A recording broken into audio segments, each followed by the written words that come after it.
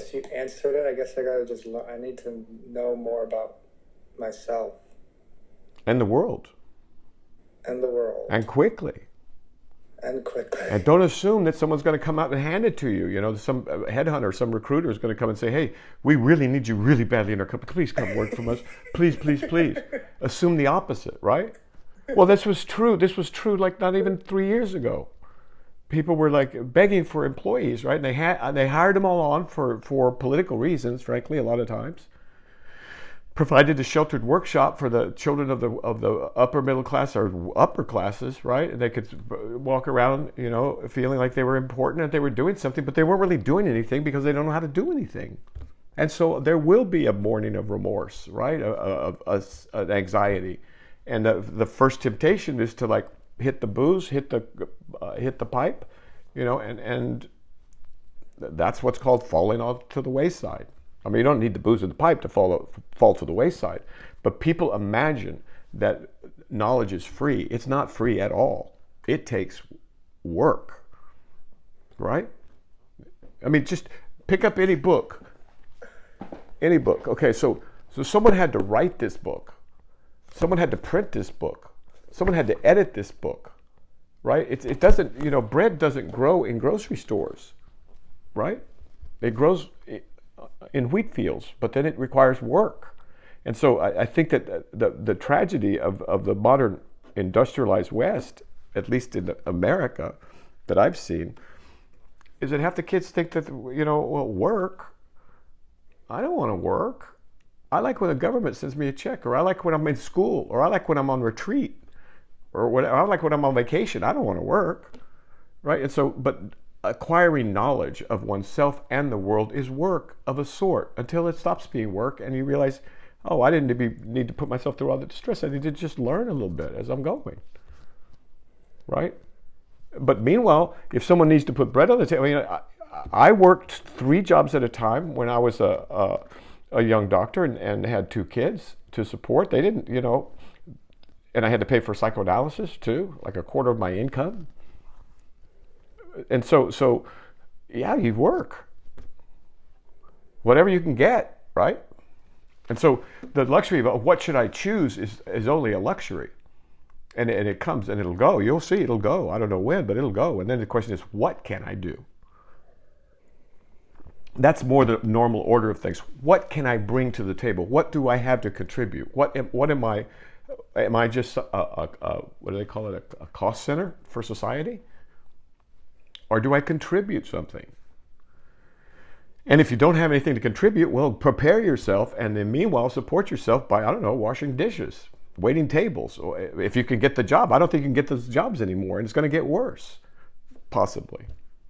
So that, again, it's sober up, put your feet on the ground, face the day, and say, wait a minute, I've been talking all this good talk, you know, the Buddha talk, you know, the Dharma talk, the peace and love stuff, the compassion stuff. Now I gotta show it in action, which is where it matters, right? It's a great situation.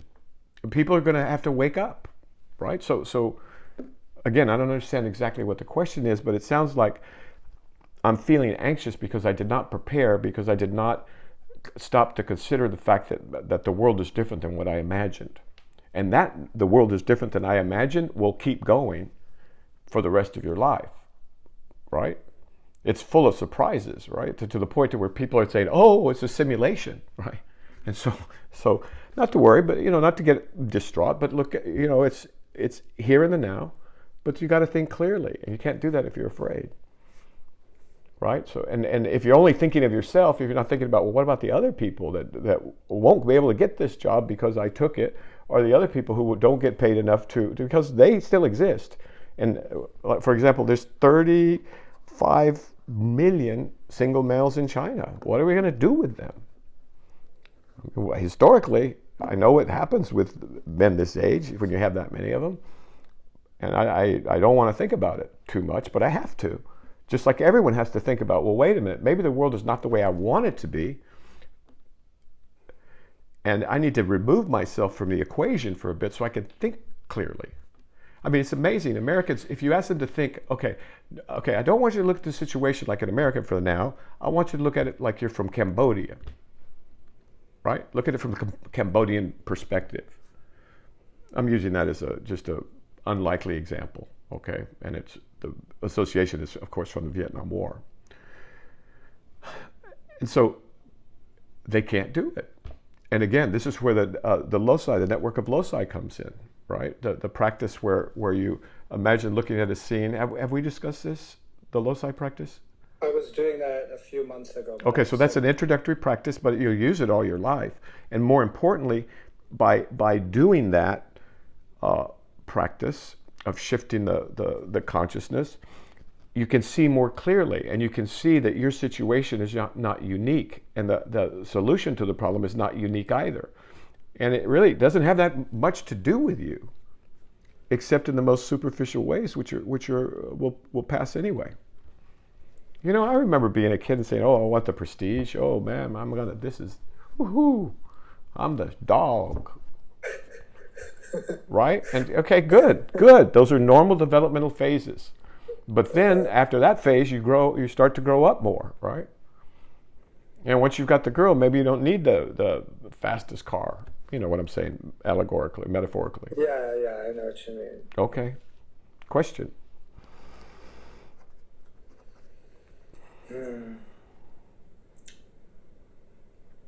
There's an unlimited number of things for an intelligent man with a decent heart and character to do in this world, and they're needed, but they're not going to be handed to you on a platter. The thing that's handed to you on a platter, if you don't do your work, is starvation, right? Mm-hmm. And that's happened. How many millions of people starved to death in the last century? I mean, in modern times, while I was alive, and they hid it from us. Oh, we don't want the kids to know that there's the Stalinists are starving people to death in Ukraine. It was an inconvenient thing. I don't know. I didn't even know we had a war with Korea of the sort that we had. So yeah, it's when you grow up, you realize, wait a minute, maybe the media is not the authority. Maybe my professors aren't the authority on my world, right? Maybe they were the authority in their world. But they were the authority on being professors, not the authorities of, what is it? What do they say? Those who know, this is great. Those who know do, and those who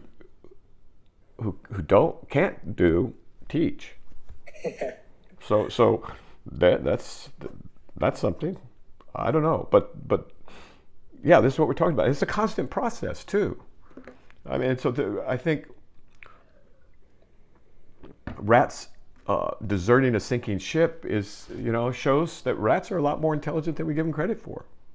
I mean, if the human just sits there while the ship is going down, saying, "Hey, hope somebody comes to rescue me," right? While the rats have already jumped and swum to shore, then what is all this intelligence that we're so proud of? Do you see what I'm saying? More or less. I do. Yeah. So it's to know yourself. If you know yourself, you know you aren't paying attention. Yeah. Certainly. And then you aren't paying attention to the right thing, right? And then you ask yourself, well, how I'm a sincere man, and I've got these resources. How does one go about doing this? And one does this by knowing one's self, in mundane terms, and then in absolute terms. And in absolute terms, you realize there's nothing to be worried about at all, right? But you still want to, we're built to help each other. We're the strangest combination of with primates or with mammals, you can divide them into two groups. It's like the DSM for mammals. The ones that live in a horizontal arrangement, and the ones who have dominance hierarchies. And just interestingly, the ones who are in the more flattened organizational structure, the males and the female are more the same size. But in the other creatures, there's a larger distinction between the male and the female. Sometimes they mate for life, also. Sometimes they don't. But the organization of the animals is different. And so when we look to the Tao, there are big hints, right? When we look at nature, because these animals have managed to organize themselves for a lot longer than we've been here on this planet. Right? And so how do they do that? And that sounds crazy, but it's not. And so to understand yourself, you have to understand your context. And to understand your context, you probably need a little history. But the reason for studying history is so you don't screw up the future like they did the past. And in the meanwhile, you're thinking, okay, well, what can I do to contribute? All great stuff, all perfectly part of a developmental trajectory that doesn't just go around in a circle and end up with a crack pipe at the end, right? Or Jack Daniels. Follow up? Not right now.